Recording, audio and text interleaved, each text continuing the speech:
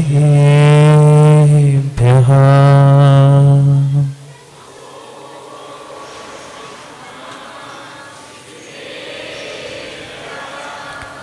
श्रीमित्रं गम्भीरं सर्वमोघलाञ्छनं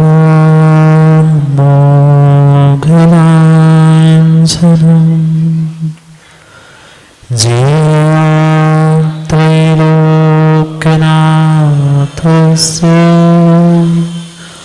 शासनं जिनशासनम्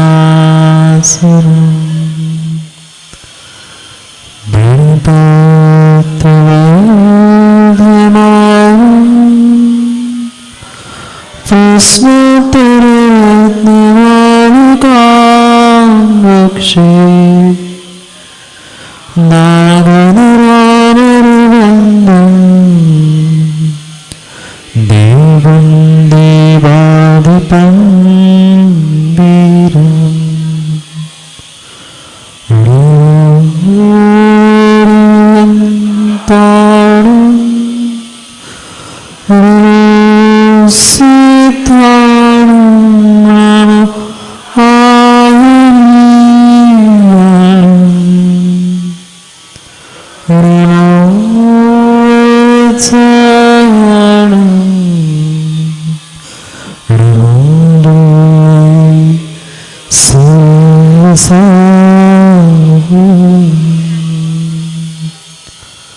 अनंत अनंत परम सिद्ध भगवान की 1008 श्री आदिनाथ भगवान की परम पूज्य राजर्षि अमोघ वर्ष महाराज के परम पूज्य आचार्य भगवान गुरुवर विशुद्ध सागर जी महाराज के सनातन जैन धर्म की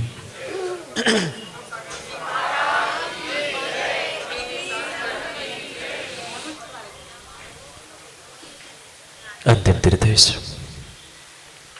वर्तमान स्वामी के शासन में हम सभी विराजते हैं और उनकी यह पावन पीयूष देशना हम सभी के लिए परम उपकारी है। अनादिकाल से हमारी आत्मा में जो जन्म जरा और मृत्यु रूपी रोग लगे हैं, उन रोगों का उपशमन करने वाली कोई परम औषधि है तो वह एकमात्र यह जिनवाणी। भव्यात्माओं, भाग रहा है प्रत्येक व्यक्ति,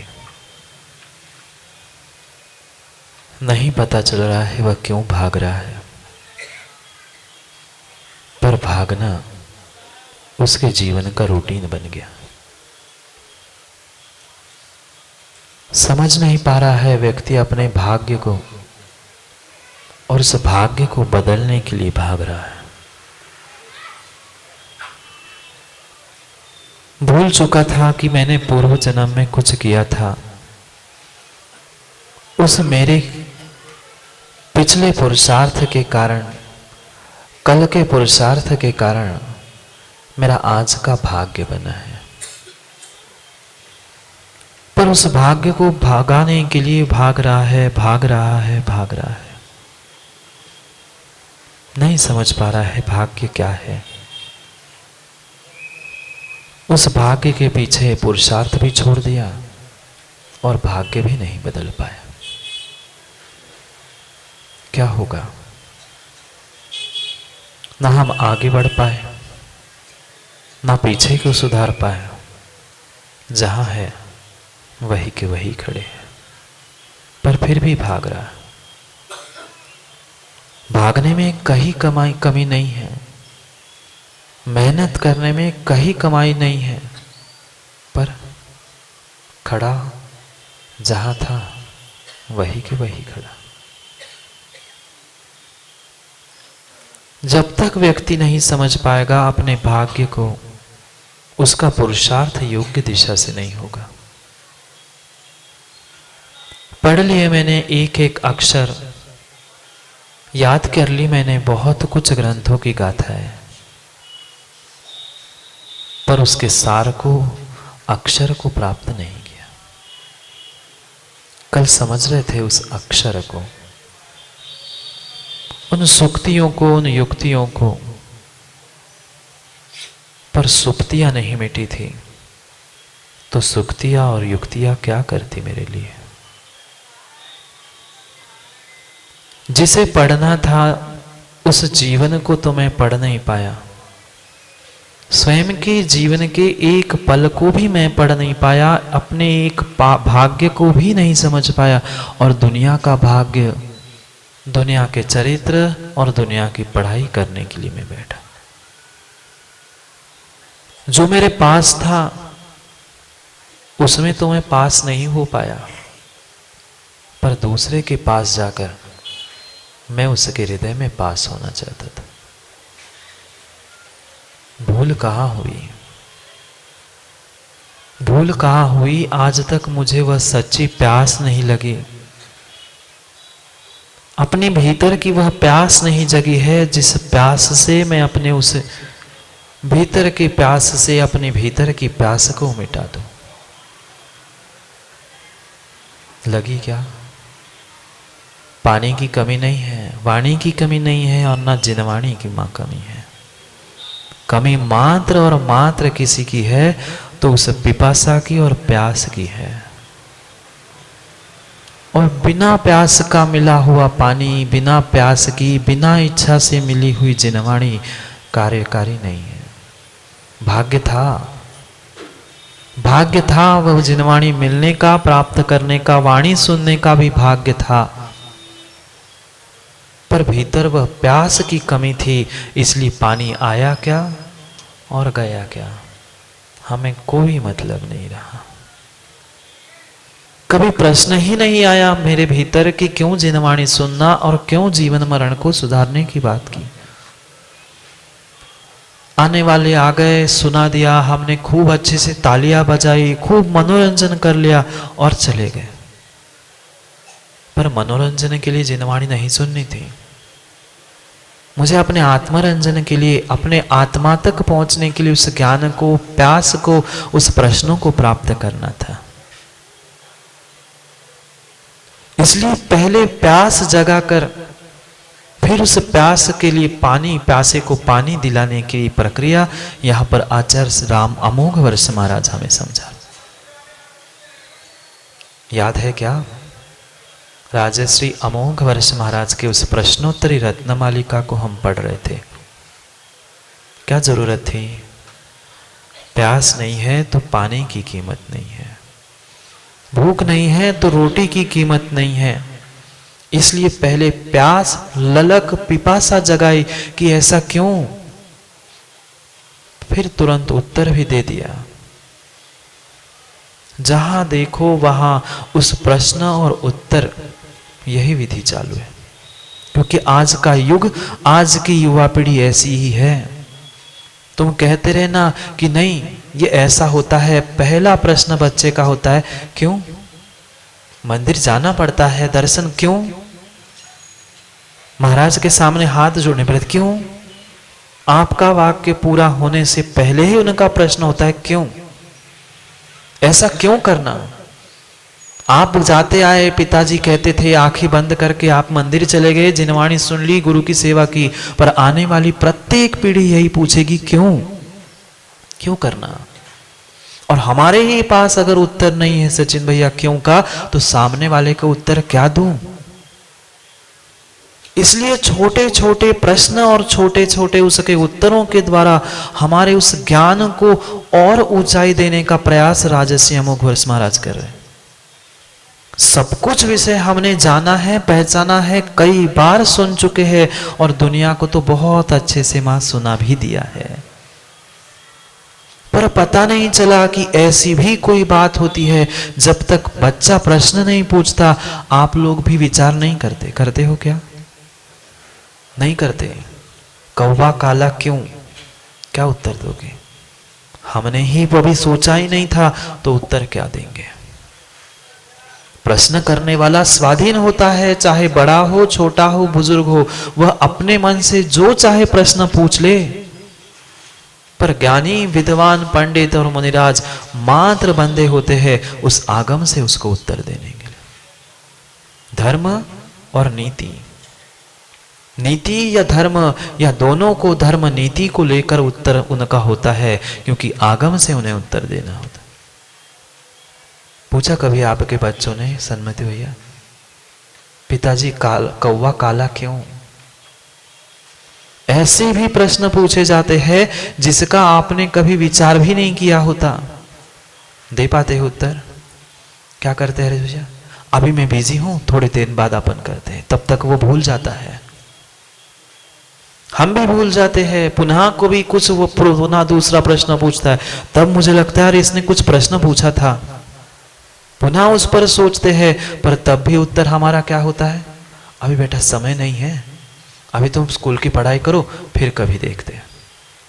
करते करते करते करते जीवन में इतने सारे प्रश्न मेरे भीतर है, पर उसके उत्तर मैंने ना खोजे, ना मैं आज तक उसके उत्तरों को दे पाया। इसलिए उस प्रश्नोत्तर को समझने के लिए छोटे प्रश्न, जितने छोटे प्रश्न उससे भी कई छोटा महत्वपूर्ण और सटीक उत्तर राजर्षि अमोघ महाराज हमें दे रहे हैं। एक नहीं, दो नहीं, तीन तीन, चार चार प्रश्न एक उस कारिका में लिपिबद्ध करके तुरंत उसका प्रश्न भी और तुरंत उसका उत्तर भी दे दिया। यही तो ज्ञानी की पहचान होती है। हमें प्रश्न ही नहीं आते, मां उत्तर कहां से आएगा? हमें बहुत सारे ऐसे विषयों में प्रश्न ही नहीं आते, उत्तर कहां से खोजोगे? और वे ऐसे ज्ञानी मुनिराज हो गए कि उन्होंने प्रश्न भी स्वयं बना लिए और उसके उत्तर भी स्वयं ही प्रदान कर रहा है। इसलिए उस प्रश्नोत्तर रत्न मालिका को समझते समझते हम 10वें कारिका तक पहुंचे हैं। पता है, 10 नंबर की कारिका को पढ़ना है। पढ़ लो, कारिका पढ़ लो, क्योंकि काम हमारा उतना ही है। पढ़ो, सुनो और जाके वही करो जो आदि से करते आए हैं। पढ़ते हैं 10वीं कारिका, फिर देखते हैं कौन ने कितना ज्ञान प्राप्त कर लिया, कौन कितना ज्ञानी और कौन कितना विद्वान है। सन्मति, बहुत सुन लिया ना, 6 महीने हो गए, यही वहां से सुनते सुनते 6 महीने हो गए, और फिर तो कब से सुनते आ रहे। और फिर वाशिम की तो प्रशंसा सब जगह है ज्ञानी लोगों की। पढ़ लो 10वीं नंबर की कारिका और आगे फिर चर्चा करते क्या समझाते राजर्षि अमोघ महाराज। किं गहनं स्थिचरितं कश्चतुरो यो न खण्डितस्तेन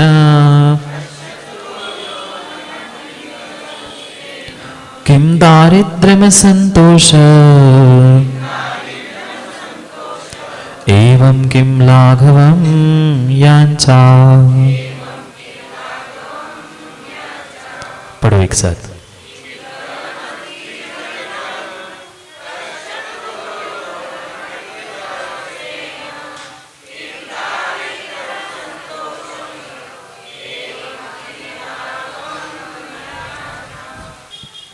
दुनिया को तो हमने पढ़ लिया, पर जिसके साथ रहते हैं, जिनके साथ रहते हैं, क्या सचिन भैया उनको पढ़ लिया?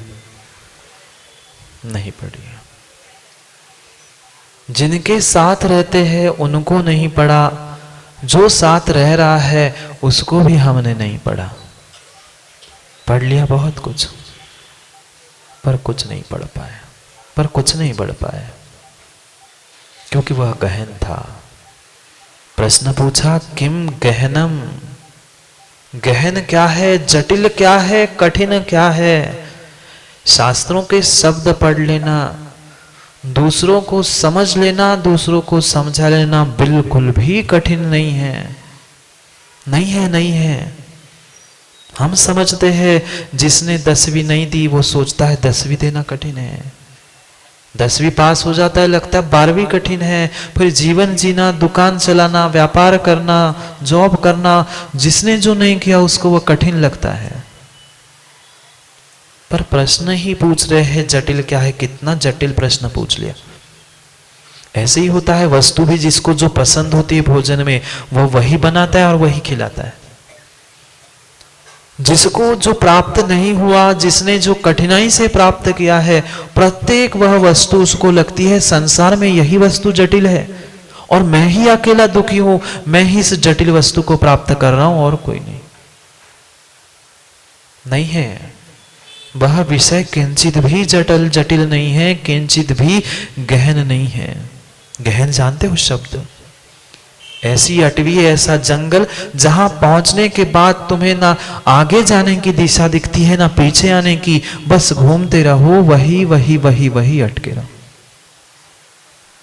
क्या कठिन है? जिसने उस एवरेस्ट को पार कर लिया, उसकी चोटी पर पैर रख दिया, वो कहता है नहीं, एवरेस्ट चढ़ना कठिन है। नहीं है कठिन। जिसने अग्नि पर चलना सीख लिया है, देखते होंगे साल में 1-2 बार ऐसे भी लोग होते, उस पूरे अग्नि को बिछाकर उस पे चले जाते हैं, वह भी कठिन नहीं है। वो उस लोहे के चबाने वाले भी मिल जाएंगे। देखा नहीं कि आप लोगों ने टीवी पे लोहे के चने चबा जाते हैं, वह जो लाइट की ट्यूब आती है उसे भी चबा चबा के खाने वाले होते हैं, जो लोहे के कीले होते उसे भी खाकर पचाने वाले होते हैं। वह किंचित भी कठिन, किंचित भी जटिल नहीं है। अगर कुछ कठिन इस संसार में है तो वह सबसे कठिन है। बता दूं क्या? मैं नहीं कह रहा हूं, राजर्षि अमोघवर्ष महाराज कह रहे हैं। संसार में समझने के लिए जो आज तक किसी के भी समझ में नहीं आया, जित हुई ऐसा कुछ है तो वह कठिन से कठिन कोई वस्तु है तो वह स्त्री चरितम। लिखा है राजर्षि अमोघवर्ष महाराज ने। मैं नहीं कहता हूं, मैं तो मां कहता हूं ना मां। अब उन्होंने जो कहा है वो कहना भी जरूरी है ना। कठिन अगर कुछ है इस संसार में जिसको भगवान नहीं समझ पाए, ऐसा कुछ है तो वह स्त्री चरित्र। कब आंखें गीली हो जाए आकाश भैया और कब मुस्कुराहट आ जाए पता ही नहीं चलता। थोड़ा सा पानी आ गया फिसल गए, थोड़ा सी मुस्कुराहट आ गई फिसल गए, पड़ गए ढीले। बहुत कठिन है। एवरेस्ट पार करना कठिन नहीं है, कठिन नहीं है। मां अपने ही मन से पूछ लो, झूठा नहीं लिखा आचार्यों ने। पूछ लो अपने ही मन से, हम पल पल में कितने भल भाव बदलते हैं, कितनी बार चेहरा, कितनी बार हम अपने परिणाम बदल देते हैं। विचार करो एकांत में बैठकर और सच्चा तत्व का निर्णय होगा तो आप स्वयं स्वीकार करोगे, हां कि मैं ही अपने परिणामों को, अपने चरित्र को नहीं पढ़ पा रहा हूं। अग्नि पर चलना कठिन नहीं है, चलने वाले हैं। एवरेस्ट पर चढ़ना कठिन नहीं, एवरेस्ट पार करने वाले भी मिल गए। वह चना, ट्यूब, कांच सब खाने वाले मिल जाएंगे, पर स्त्री चरित्र समझने वाला कोई नहीं है। नहीं है। स्त्रियश्चरितम पुरुषस्य भागम देवो न जानाति कुतो मनुष्य। क्या कहा? स्त्रियश्चरितम पुरुषस्य भागम देवो न जानाति कुतो मनुष्य। जब स्वर्गों के देव भी उस स्त्री का चरित्र नहीं जानते हैं, स्त्री कल अगले मिनट में क्या करने वाली है नहीं जानते, पुरुष का भाग्य नहीं जानते, फिर मनुष्य कैसे जान सकता है? जान सकता है? भाग्य भी नहीं जान सकता। भागो भागो भागो भाग्य बनाने के लिए बिगाड़ने के लिए, पर भाग्य नहीं जान पाए, नहीं बदल पा रहे हो भाग्य, क्योंकि भाग्य को समझा ही नहीं। स्वर्गों के देव नहीं जानते, किसी के देव नहीं बता सकता कि अमुक अमुक व्यक्ति का भाग्य क्या है, कल क्या होगा। पता है? संतोष भैया को पता है? नहीं पता। कहते जरूर है हम कल का न भरोसा न पल का भरोसा, फिर भी बेचारे पल पल में मर रहे हैं कल के लिए। पल पल के लिए मर रहे हैं, कल के लिए, कल मेरा अच्छा हो, कल मेरा अच्छा हो। जानते हैं कोई भाग्य? पुरुष का भाग्य और स्त्री का चरित्र नहीं पहचान सकता। करो मां, अपने एकांत में स्वयं में बैठकर विचार करो कि हमारी स्वयं की परिणति कैसी है, हम कैसे थे और कैसे रहते हैं और कैसे दिखाते हैं। मात्र भेष का स्त्रीपना मत स्वीकार कर लेना, क्योंकि 2 प्रकार के वेद की हमारी आगम में व्याख्या की है, एक द्रव्य वेद और एक भाव वेद। द्रव्य वेद से भले ही पुरुष बने रहना और तुम्हारा भाव वेद, उनकी जैसी क्रिया, उनकी जैसे परिणाम, उनकी जैसे ही हाव भाव, तो बिल्कुल समझ लेना तुम्हारा भाव स्त्री वेद चल रहा है, उसको ग्रहण कर ले, इसलिए बुरा नहीं मानना। स्त्री चरितम जटिल है, जटिल है, जटिल है।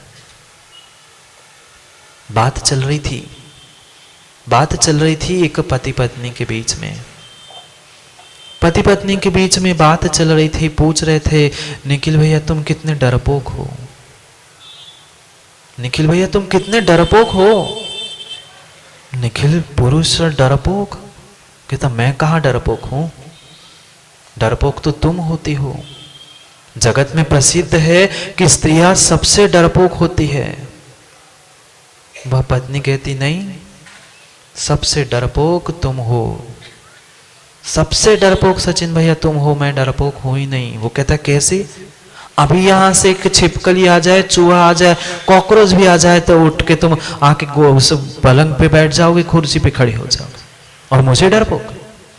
किसी ने डरपोक कह दिया अच्छा लगता है कि बाहर फिर भी समझ में आए, और जो स्वयं डरते हैं वो ही तुम्हें डरपोक कह दे तो काम नहीं बनता। फिर भी लगी थी नहीं, डरपोक तो तुम ही हो, मैं तो बहुत डरपोक नहीं हूं, मैं तो मजबूत हूं, तुम बहुत डरते हो। तो नहीं, बताओ कुछ कारण बताओ, कि ऐसा कुछ दृष्टांत बताओ, कैसे मैं मान लूं कि तुम डरपोक नहीं हो और मैं डरपोक हूं। कौन डरपोक, डरपोक नहीं हो ना सच भैया। कोई कह दे तुम्हें डरपोक तो स्वीकार करोगे क्या? घर के बाहर कहेगा तो उसके तो बेचारे के वही लाल हो जाएंगे गाल, पर घर में ही अब सुनने मिल गया तो तुम्हारे से डरपोक कोई नहीं है। वो भी कौन कह रहा है? बेटे की माँ कह रही है। बेटे की माँ कह रही है, होम मिनिस्टर समझा रही कि तुम सबसे बड़े डरपोक हो। वो कहते कैसे, याद है क्या निखिल भैया, शादी हो गई थी, याद है क्या घटना की दुर्घटना? आप ही समझ लो, क्यों बार बार दुर्घटना की याद दिलाते हैं, ऐसा क्या? अरे वही तो एक घटना कह दो, दुर्घटना कह दो। बाकी जगह जीतू भैया जब दुर्घटना होती है, दुर्घटना के बाद में हल्दी लगती है, और शादी में दुर्घटना होने से पहले हल्दी लगा लेते, जीवन भर तो दुर्घटनाग्रस्त है। लगी थी क्या निखिल भैया? हल्दी लगी थी ना, बाद में कि पहले? पहले लगी थी। जीवन भर अब कहाँ रोज रोज कहाँ हल्दी लगाएंगे, पहले ही हल्दी लगा दी, अब दुर्घटनाग्रस्त हो चुके हो। पूछा था डरपोक कौन? मैं तुम्हारे घर में आई थी तब मैं अकेली आई थी, और जब तुम मेरे घर में पहली बार आए थे तो कितनी बारात लेके गए थे? बारातियों के साथ आए थे 100, 200, 500, 1000। डरपोक कौन? डरपोक कौन? मां कॉलर खड़ी हो गई ना। मैं तो अकेला गया था, तुम्हारे घर में पहली बार जब घर में आई थी, पूरा घर परिवार सबको छोड़कर आपके साथ अकेले आई थी, पर आप लेने भी आए थे तो भी 100, 200, 500 को लेके आए थे, बारात लेके आए थे। आप बताओ डरपोक कौन? निखिल भैया डरपोक कौन? कौन है डरपोक? कौन है डरपोक? ये कहाना नहीं पता कर सकते कब कहां पर उंगली कहां पहुंच जाए, कब बहता हुआ पानी बहते बहते कहां फिसल दे, तुम्हें पकड़ दे, कुछ भी भरोसा नहीं है। कौन है डरपोक? मान लिया? अभी तो सुन लो, अभी तो बात कहां पूरी हुई है, अभी कैसा जटिल है। पहले क्या है ना, थोड़ा सा उनको खुश कर दे, अब आगे मन की बताने वाले हैं राजेश महाराज। कौन डरपोक? डरपोक तो बना दिया, तुम्हें ही डरपोक बना दिया। भले ही वो चूहे से डरे, सबसे डरे, पर सबके सामने किसे डरपोक बना दिया? अब कुछ उत्तर है क्या तुम्हारे पास? सामने कुछ उत्तर ही नहीं बचा। कब वह आंखें दिखा दे, कब आंखों से पानी बहा दे, कब मुस्कुराहट, कब मीठा भोजन और कब तीखा मिले, कुछ भरोसा है क्या? नहीं, आप लोगों को अनुभव ज्यादा है इसलिए पूछ रहा हूं, मुझे तो अनुभव है नहीं है। हमने तो देखा और सुना है वही बताता हूं, आपने अनुभव किया है इसलिए पूछता हूं। संजय भाई ऐसा नहीं है ना? कब आंखें बड़ी हो जाती है और कब आंखें गीली हो जाती है, मिनट क्या, सेकंड का भी अंतर नहीं पड़ता। जो आंखें बच्चों को अभी दिखा रही थी आंखें बड़ी करके, वही बच्चे के पिता आ गए तो गीली हो गई, फिसल गए फिर पिताजी भी। क्या कह रहे हैं, गहन है, गहन है। जंगल से पार हो जाना आसान है, पर हमारे हाव भाव, हमारे परिणाम इतने ढीले, इतना ढीला दिल है कि थोड़ी सी किसी के कुछ मीठी बातें सुन ली, थोड़ी सी मुस्कुराहट, आंखों से पानी आ गया, हम भी ढीले पड़ गए।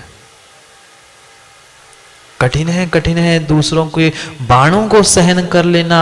वह बाण एक बार शरीर में लग जाएगा, वो घाव जल्दी ठीक हो जाएगा, पर वो पुष्प बाण, नजरों के बाण जो घुस जाते हैं अंदर, वह घाव जीवन भर तक नहीं निकलते, नहीं निकलते। दूसरे का हार गले में पड़ जाता है, पर लगा हुआ बाण वही चुभता रहता है जीवन भर।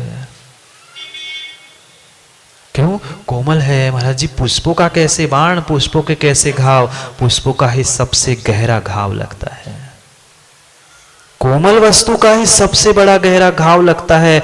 कमल भी कोमल होता है, और उस दिन कहा था ना, कमल भी कोमल और कमला भी कोमल। उस कमल का और कमला का घाव इतना भारी होता है कि वह सदियों तक क्या, जीवन भर निकल जाता है, पर वह घाव ठीक नहीं होता। कठिन कठिन है, बहुत कठिन है उन स्त्रियों के विषय में समझ लेना। इतना आसान नहीं है। हमने सब कुछ जान लिया, पर अपने ही परिणति को, अपने ही परिणामों को, अपने ही मायाचारी को मां पकड़ लिया, नहीं पकड़ पाते। बुरा नहीं मानना, बुरा नहीं मानना, पर वास्तविकता है, यह प्रसिद्ध है, स्वयं को भी पता है, आचार्यों ने भी लिख दिया। इतना सहज, इतना सहज है माताओं की, स्त्रियों की मायाचारी करना, जितना सहज तीर्थंकर का विहार है। हाँ, आचार्यों ने गाथा लिख दी, तीर्थंकरों का विहार कोई बुद्धिपूर्वक नहीं होता। इतना सहज, कितना सहज, तो दृष्टांत में आपका दृष्टांत दिया कि जैसे माताओं का मायाचारी करना सहज है, उतना ही सहज तीर्थंकर का बिना बुद्धिपूर्वक विचार किए हुए उनका विहार होता है। आपका अनुभव कुछ अलग है क्या हरीश भैया? क्यों सबके सामने पूछते महाराज जी? बोल तो सकते नहीं हैं। घरों घरी माती चचुली, समझो क्यों लिखा। और पुनः आगे कह रहे कह चतुरो, उसमें फिर आगे चतुर कौन? जटिल तो स्त्री चरित्र को कह दिया, पर जटिल कौन, उससे जटिल कौन? यो न खंडितः स्तेन, जो उसके द्वारा खंडित नहीं होता है, जो उसमें पिघलता नहीं है, वही मात्र वह योग्य है। कौन है? चतुर है। चतुर किसे कहते हैं? परिस्थिति को संभाल कर अपना रास्ता चुपचाप निकाल ले, वो चतुर है। तुमने क्या किया? रास्ते में ही फंस गए। हाँ, आचार्यों ने अग्नि और मक्खन की उपमा दी। अग्नि और मक्खन की उपमा दी। कितना ही मक्खन फ्रीज में रख के जमा हुआ हो, थोड़ी सी अग्नि की आंच मिल जाए, अग्नि पर रखना नहीं पड़ता, तो जल ही जाएगा। थोड़ी सी अग्नि की आंच भी मिल जाए, वह मक्खन भी पिघल गया। और आप नहीं पिघले ना, हम भी पिघल गए। एक छोटी सी फोटो क्या देख ली, पूरी तस्वीर बदल गई। एक छोटी सी तस्वीर क्या हमने फेसबुक पे देख दी, हमारी पूरी तकदीर बदल जाती है। पूरे ढीले पड़ गए। जैसे मक्खन पड़ता है, रखा कभी मक्खन को अग्नि पे, जैसे पूरे पानी पानी उसका तुरंत घी निकलना शुरू हो जाता है, ऐसे ही हमारा काम हो जाता है। चतुर नहीं है, चतुर नहीं है, वही चतुर है, वही चतुर है। इन सबसे अपना मार्ग जो निकालना जानता है, वही संसार में चतुर है। समझो समझो, गहन की चर्चा कर रहे और चतुर की चर्चा कर रहे। कौन गहन, क्या गहन? जंगल में से निकलना नहीं, स्त्री चरित्र को समझना कठिन है। एक पंडित जी आए बनारस से पढ़कर, 4 साल 5 साल उनने वहां रहकर अपनी पंडिताई शास्त्री पदवी प्राप्त कर ली। अब पंडित नाम से ही फिर प्रशंसा हो जाती है, और गांव भर कोई एक व्यक्ति पंडित बन जाए, शास्त्री बन जाए, फिर तो गांव भर अरे उनका बेटा शास्त्री बन गया, उनका बेटा पंडित बन गया। बाकी दुनिया कुछ भी करे, पर वह विशेष क्यों ज्ञान प्राप्त करके आया, कुछ विशेष पढ़ के आया, कुछ अलग से पढ़ के आया। पूरे गांव में चर्चा थी कि बाबा अमुक घर का बेटा पंडित बन के आया है और अब उसकी शादी पक्की होने वाली। अब पंडित के लिए कोई अच्छी वधू भी तो देखनी पड़ेगी। गांव में चर्चा, आसपास के गांवों में चर्चा होने लग गई कि पंडित जी के लिए रिश्ता चाहिए, पंडित जी के लिए रिश्ता चाहिए। क्यों? अब पंडित को झेलने वाली पंडिताइन भी तो चाहिए। हाँ, जैसे पंडिताइन को झेलने के लिए पंडित चाहिए, ऐसे पंडित को झेलने के लिए भी पंडिताइन चाहिए। ऐसे ही होता है ना डॉक्टर ललित जी, डॉक्टर की आपकी, पर घर वालों को क्या कहते हैं? मास्टर कोई और होता है, घर वाले फिर मास्टर बन जाते हैं। जरूरी है। अब उसको शास्त्री की, उस विद्वान की, पंडित की शादी करनी थी, तो विशेष खोज चल रही थी कि कोई अच्छी वह कन्या मिल जाए जिसके साथ उसका ब्याह हो जाए, शादी हो जाए और उसका रिश्ता अच्छे से निभा जाए। खोज करके एक अच्छी कन्या मिल गई। अब कोई पंडिताइन की पत्नी बने तो फिर मंदिर में क्या होता है? पंडित आए नहीं आए, वो तो पंडिताइन बन ही जाती है। नहीं होता क्या डॉक्टर साहब? हॉस्पिटल में डॉक्टर साहब पहुंचे नहीं पहुंचे, मैडम पहुंचते, डॉक्टर मैडम आ गए। अब वो भी अपने आप को शास्त्री की, पंडित की, कोई विद्वान की पत्नी है, नववधु है, तो वो और भी प्रशंसा के लिए घूमने लग गई थी।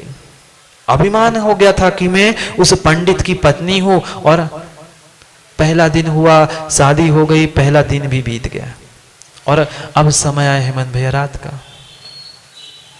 गहन गहन क्या है, अंधकार से पार होना कठिन नहीं है।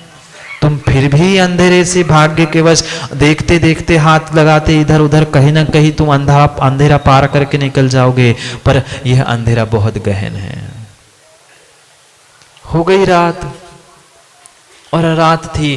पहले ऐसे ही होता था, जब शादी होती थी पहले आपस में कन्या और पुत्र दोनों एक दूसरे की परीक्षा करते थे। बुद्धि की परीक्षा, बहुत सारी परीक्षा, जो स्वयंवर आदि होता था किस लिए होते? एक दूसरे की परीक्षा करते थे, जिसके साथ जीवन का जीना है उसके साथ परीक्षा करके फिर वह शादी का या विवाह का आगे का कार्यक्रम होता था। इसने भी सोच लिया अब इतनी प्रशंसा सुनी है, पंडित है, शास्त्री है, तो मैं भी थोड़ी सी परीक्षा कर लेती हूँ। जैसे ही कमरे में आया तो उसने पूछ लिया, मेरे पास बाद में आना, मेरे कुछ प्रश्नों का उत्तर देना। अब बेचारा पंडित सहमा सा अकेले में उसने कहा, हाँ देवी। अब पहली रात थी, उसे भी पता नहीं था। उसने कहा, देने होंगे कुछ प्रश्न के उत्तर। उसने कहा, बताओ, आप इतने विद्वान, इतने ज्ञानी, 4-5 साल आप बनारस में पढ़े हो, खूब आपकी प्रशंसा खूब मैंने सुनी है, कुछ प्रश्न के उत्तर बताओ, आपने क्या क्या पढ़ा? अब किसी से कुछ पूछ ले, धोखे से भी, जिसने पढ़ा है उससे पूछ ले कि आपने कौन से ग्रंथ पढ़े, क्या क्या पढ़ा है, क्या क्या जानते हो, तुरंत शुरू हो जाती है उसकी मशीन। उसने भी सुना दिया, मैंने व्याकरण शास्त्र पढ़ा है, मैंने छंद शास्त्र पढ़ा है, मैंने ज्योतिष पढ़ा है, मैंने मंत्र तंत्र पढ़ा है, मैंने ये पढ़ा है, मैंने वो पढ़ा है, मैंने प्रथमानुयोग, कर्णानुयोग, चरणानुयोग, अध्यात्म, आगम, सब कुछ। 10 मिनट तो उसने पूरी लिस्ट बनाई। 5 साल पढ़ा था ना, तब 5 साल में इतनी तो बड़ी लिस्ट पढ़ी ही होगी उसने। 2-5 मिनट उसने पूरी लिस्ट सुना दी। मैंने ये पढ़ा, वो पढ़ा, प्रथमानुयोग पढ़ा, इसका चरित्र पढ़ा, उसका चरित्र पढ़ा, ये पुराण, वो पुराण, सब कुछ पढ़ा। समय में हमें एक आखिरी साल में अन्य दर्शन के भी उपन्यास, उनके वेद आदि भी हमने सब कुछ पढ़ लिए। उसने कहा, बहुत अच्छा, बहुत बड़ा, इतने बड़े विद्वान हो आप। एक और छोटा सा प्रश्न पूछ लो क्या?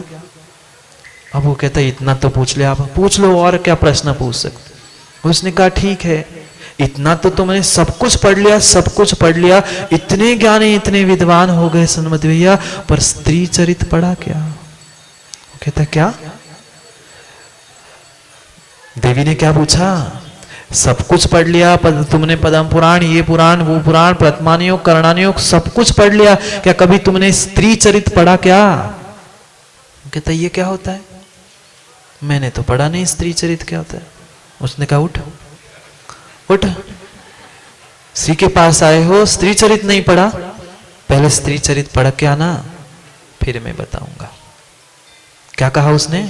तुमने दुनिया भर पढ़ लिया हो, सब कुछ पढ़ लिया, सब कुछ पढ़ लिया, पर स्त्री चरित्र नहीं पढ़ा ना, उठो यहां से, आज यहां नहीं आना, जाओ पहले स्त्री चरित्र पढ़ना, क्या होता है कैसे होता है, फिर मुझे आके बताना, फिर मैं आगे का विचार करूंगी। अब क्या करता बेचारा, मानना ही पड़ती। मान ली उसने बात, और सुबह हो गई, दूसरा दिन हो गया। अब माँ सोच रही थी कि भैया 5 साल बाहर रह के आया है, अब पत्नी भी हो गई है, शादी हो गई है, तो कम से कम कुछ साल रहेगा घर में। सुबह उठ के ही जैसे वह दूध चाय पीने के लिए बैठा, माता और पिता से कहते हैं, माता पिता कुछ पढ़ाई मेरी बाकी है। अब माँ से क्या कहूँ, कह सकता है क्या बेचारा, माँ से क्या कहेगा कि स्त्री चरित्र पढ़ने जा रहा हूं। माँ ने पूछा, अरे तू 5 साल पढ़ के आया था, तब तो कह रहा था पूरी पढ़ाई हो गई। नहीं नहीं, कल कुछ थोड़ा सा मुझे याद आ गया, कुछ थोड़े ही दिन की बात है, आज आप बहू रानी के साथ रहना, मैं कुछ दिन में जाकर वो मेरी पढ़ाई पूरी करके वापिस आता हूं। बता सकता था क्या मैं स्त्री चरित्र नहीं पढ़ के आया हूं? वहां तो कमरे में जो हो गया सो हो गया, मम्मी पापा के माता पिता के सामने कहां बता सकता। जैसे ही उसने भोजन किया, साथ में कुछ बांध लिया और चला गया। कहां गया प्रमोद भैया? स्त्री चरित्र पढ़ने के लिए। कितनों ने पढ़ा? कहीं ग्रंथ में मिला आपको? जीत भैया, आकाश भैया, मिला कहीं किसी ग्रंथ में, पुस्तक में, उपन्यास में? वो चला पढ़ने के लिए, देवी की आज्ञा थी।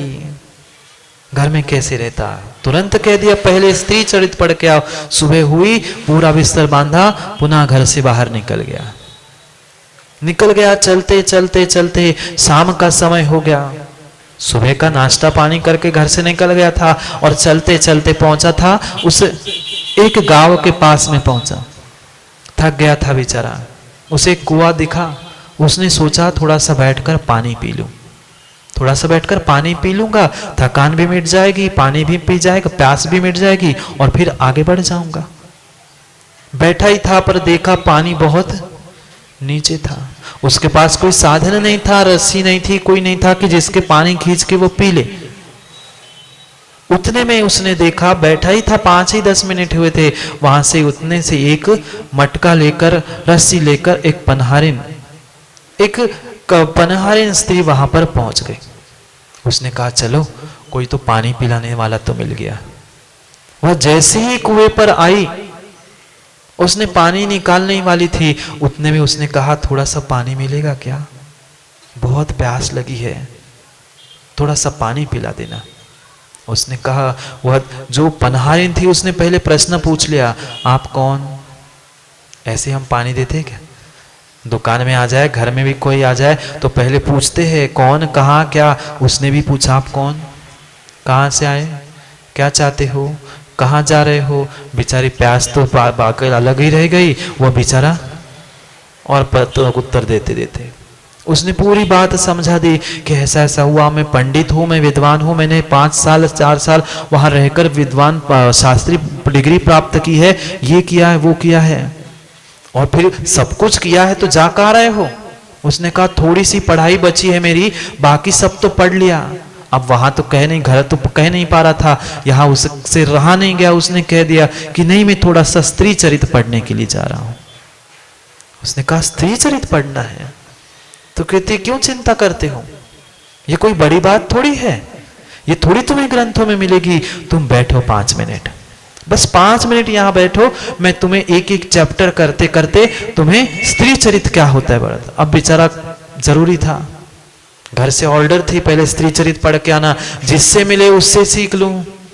पानी भी मिल रहा है, वो सोच रहा था पानी भी मिल रहा है, शिक्षा भी मिल रही, और क्या काम है अपने। वो बैठ गया, उस जो कुआं था उसके बगल में बैठ गया, और उस पनहारिन ने उस पानी के लिए जो उसके पास गगरी थी उसको नीचे डाल दिया, पानी खींच लिया, और जैसे ही खींचा पूरी जो पानी की बाल्टी जो उसके पास था पूरे अपने शरीर पर डाल दिया।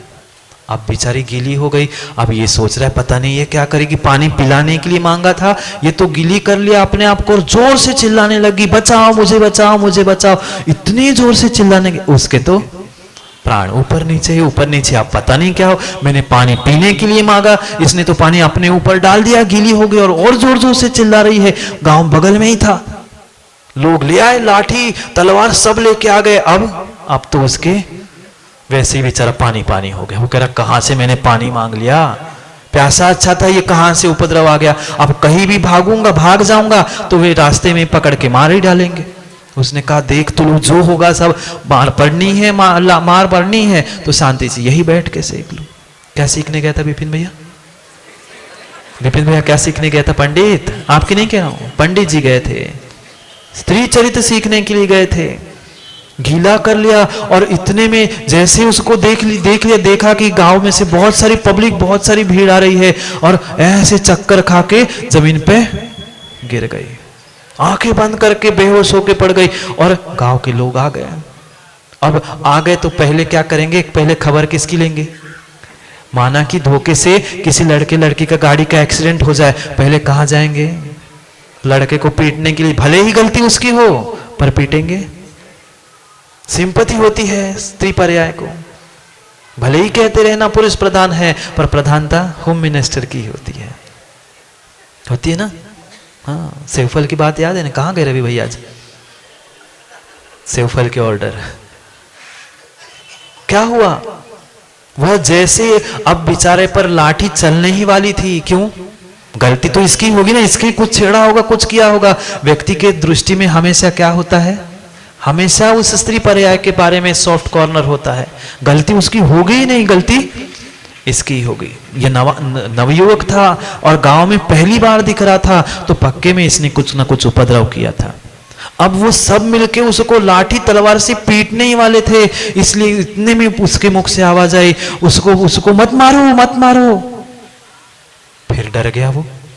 पहले तो बचाओ बचाओ करके चिल्ला रही थी, कह रही थी मत मारो मत मारो, उसकी तो सब मिलके पूजा करो, सब मिलके पूजा करो। हाँ, अभी तो मारने के लिए तैयार हो गए थे सब। वहां से उसको छोड़कर उसके पास आ गए, उस पनहारिन के पास आ गए। पूछने लग गए कि क्या हो गया? कुछ नहीं कुछ नहीं, ये तो भगवान है, ये तो देवता है, मैं तो कुएं में गिर गई थी, इसने मुझे निकाल लिया है। मैं मरने ही वाली थी कि उसने मुझे निकाल दिया, अब मैं बची हूं। इसके पाए पूजो, इसको हार पहनाओ, उसका सम्मान कराओ। वो भीतर ही भीतर उसको ऐसे हो रहा था, पता नहीं ये देवी क्या रही है। अभी 5 मिनट पहले ऐसे लग रहा था कि अब तो मैं गया, मेरे तो प्राण चले ही जाएंगे। अब कह रही पूजा करो, सम्मान करो, प्रतिष्ठा, हार पहनाओ। पता नहीं और क्या करेगी। उसने कहा नहीं नहीं, इसकी गलती नहीं है, मेरा ही पैर फिसल गया था, मैं पानी में गिर गई थी, इसने रस्सी से मुझे ऊपर निकाला है, इसके उपकार है। ये तो रास्ते से जा रहा था, इसने आवाज सुन ली, मैं इसलिए उसको मारो मत। अरे भैया कहां गए थे? स्त्री चरित्र समझा रहे थे। कितनी अच्छी बात की। वो जो बेचारा कुएं पर पाट पर उस पे बैठा था, पहले तो पानी हो गया था, अब पुनः अब लोग वही लाठी, अब जैसे स्त्री कहेगी वैसे मानना तो पड़ेगा। तुरंत वह लोगों ने लाठी तलवार छोड़ दी और सब उसके पैर पड़ने गए। अरे कितना अच्छा है, कितना अच्छा है, तुमने हमारे इस गांव की इस कन्या की रक्षा की, कितना अच्छा किया। और फिर जैसे ही 2-5 मिनट हो गए, अब उनका काम हो गया था। गांव के लोग आए थे, वो अपना काम, उसके पैर पड़ लिए, हाथ जोड़ लिए और वे गांव के लोग सब चले गए। बचा कौन? पुनः बचा कौन? वे पनहारिन और पंडित जी, शास्त्री जी, पंडित जी बैठे थे, दोनों ही बचे। अब इतनी बात तो हो गई, वो जाने को हुआ। वो कहती कहां जा रहे हो? अभी तो पानी पिलाया नहीं मैंने, अभी तो पानी पिलाए नहीं है, पहले पानी पी लो, घर चलना, भोजन करा दूंगी। और अभी तो मैंने स्त्री चरित्र समझाने की शुरुआत की है। क्या कहता है? अभी तो मैंने स्त्री चरित्र क्या होता है समझाने की शुरुआत की है, तो घर में चलना, भोजन कराऊंगी, बचा हुआ स्त्री चरित्र वही जाके समझाऊंगी। उसने कहा हाथ जोड़ लिए, ट्रेलर में ही देख लिया मैंने स्त्री चरित्र कैसा है, अब मुझे समझना नहीं है स्त्री चरित्र क्या होता और कैसा होता है। वो कहती नहीं, पानी तो पी लो, घर में चलो, भोजन कर लो। नहीं देवी, मैंने समझ लिया स्त्री चरित्र क्या होता है, पल में मार डाल दे, पर में लाठी चला के पिटवा दे और पर में पूजा करवा दे, ऐसा उसका चरित्र होता है। वो दुनिया ने भगवान नहीं जान सकता, मैं कहां से जान सकता हूं? मैंने तो हाथ जोड़ लिए, मुझे नहीं समझना है। क्या हुआ? ऐसा नहीं होता ना मां, बोलो ना, ऐसा नहीं होता ना। पल में लाठी से पिटवा दे और पल में पैर पकड़ के पूजा करवा दे। गहन गहन गहन है यह स्त्री चरितम। ऐसा ही है, ऐसा ही है। चाहे घोड़ा हो चाहे एप्पल हो, चुनना तो एप्पल को ही है रवि भैया। ना कुछ बात बता रहे थे वो, इसलिए उनको कह दिया, वो समझ गए। सचिन भैया भी समझ गए होंगे। कठिन है स्त्री चरित्र को समझना। मैं नहीं कह रहा हूं माँ, आज अमोघ वर्ष महाराज ने लिखा है ना, संसार में अगर कुछ गहन है तो स्त्री चरित्र है। कौन जाएगा आधा पिक्चर देखने के लिए? मैं कहता है ट्रेलर में तो मेरी खटिया खड़ी हो गई थी 5 मिनट में, सब लाठी लेके। 1 सेकंड तू देर से बोलती तो सर तो फूट ही जाता। उसने यही समझाया कि स्त्री चरित्र नाम का कोई ग्रंथ, कोई पुस्तक, कोई किताब, कहीं तुम्हें कुछ लिखा नहीं मिलेगा। यह है स्त्री चरितम, यह स्त्री चरित्र है। पल में कुछ और पल में कुछ हो जाए, यह होता है उनकी क्रिया, उनका परिणाम। इसलिए मत उलझो, ना अपना भाग्य समझने के लिए पीछे भागो, ना किसी का चरित्र समझने के पीछे भागो। अपना पुरुषार्थ करो और रास्ता आगे पार कर लो। मां समझना, ये तो कहा है, ये तो नीतिकार ने, अमोघ वर्ष महाराज ने कह दिया है। पर मां भी तो थी, सीता भी तो मां थी, स्त्री थी। मैना सुंदरी भी तो स्त्री थी, मां थी कि नहीं थी? सोमा सती थी। कितने सारे दृष्टांत है हमारे पास, पर हम वो नहीं बन सकते क्या? स्त्री पर्याय प्राप्त कर ली है, हम सीता बन सकते, सोमा बन सकते, मैना सुंदरी भी तो बन सकते हैं। निर्णय हमारे पास है। हमें इस प्रकार का स्त्री चरित्र बनना है कि उस सीता सोमा जैसे, उनके जैसे अपने चारित्र को बनाना है। यहां स्त्री चारित्र नहीं कहा, स्त्री चरित्र। उसका आचरण ऐसा है, अगर वही आचरण हम सुधार के स्त्री चारित्र को प्राप्त कर ले तो सती, सीता, सोमा, मैना सुंदरी क्या नहीं बन सकते? बन सकते हैं। इसलिए निर्णय हमें करना है। समय हो गया हरीश भैया, 10:15, 5 मिनट ज्यादा हो गए। क्या करे, स्त्री चरितम समझाने की देर लग गई। अभी तो 2 ही प्रश्न का उत्तर हुआ है, 2 प्रश्न का उत्तर बचा ही है। मैंने सोचा था पूरी हो जाएगी कारिका, पर वो जटिल था ना, अपन हम वही में फंस गए। फंसने के लिए नहीं कहा। चतुर वही थे।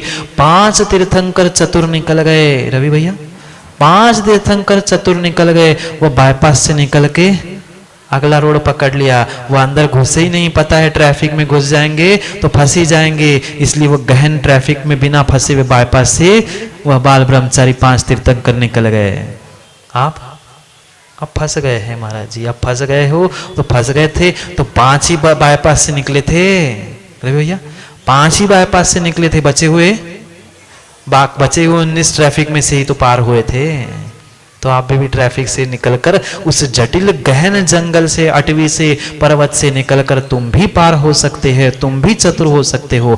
पर अगर उस चरित्र में तुम अपने आप को खंडित नहीं करोगे तो जो खंडित हुआ, जिसका मन खंडित हुआ उसका जीवन भी खंडित हुआ, और जिसका मन नहीं खंडित हुआ उस चतुरता के कारण स्त्री चरित्र में वही अखंड है। उस अखंडता को प्राप्त करने के लिए समय की खंडता को समझना होगा।